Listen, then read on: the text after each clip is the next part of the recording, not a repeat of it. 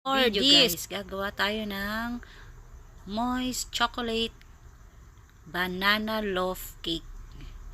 Una, imamash muna natin yung banana. Mas maganda kung overripe. Kasi mas masarap yun. Yan, imash lang natin siya. Kahit may buo-buo, okay lang yan. Tapos sunod natin ang vanilla essence. Tapos yan yung vegetable oil.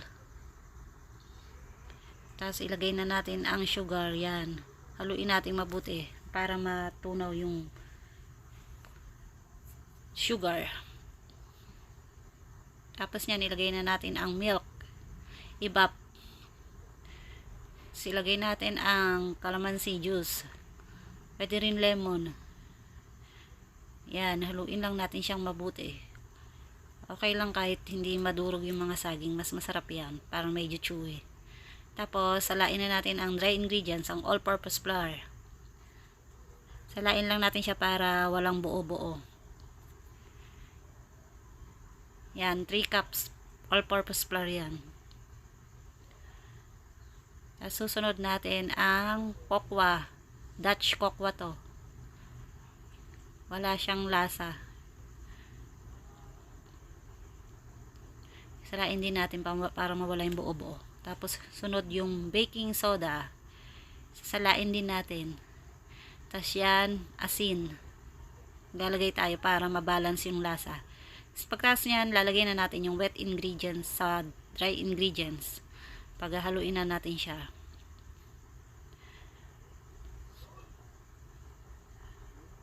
Haluin lang po natin ng mabuti. Cut and fold. As nyan, ihalo natin ang itlog, huli. Medium size lang yon. Haluin uli natin. Wag lang natin i-overmix. Tapos magkakat na tayo ng parchment paper para hindi didikit yung ating moist chocolate banana loaf sa pan. Bali, ang gamit kong pan, 8x8, 8x4, at 6x4. Yan, lalagyan muna natin ng oil para hindi nga didikit. Dali lang siyang matatanggal pagluto na.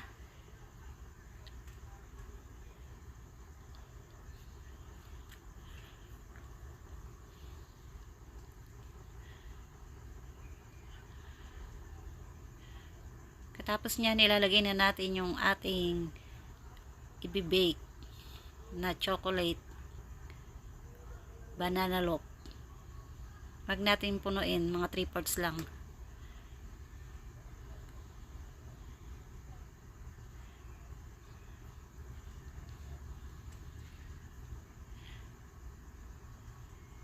Tapos nyan guys, ilalagay na natin yung peanuts na toppings at yung chocolate. Bali, natirang ano lang namin to, ingredients. Hindi ko na siya binili. Mga naka-stock lang. Pero ginastos ko dito, wala pang 200. Yan guys. Ready na siya. Bali, nag-preheat na tayo ng oven, 180 degree. Magpi-preheat muna kayo mga 10 minutes bago kayo isa lang sa oven. Dapat naka-preheat.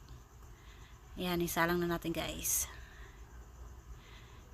180 degree for 35 to 40 minutes.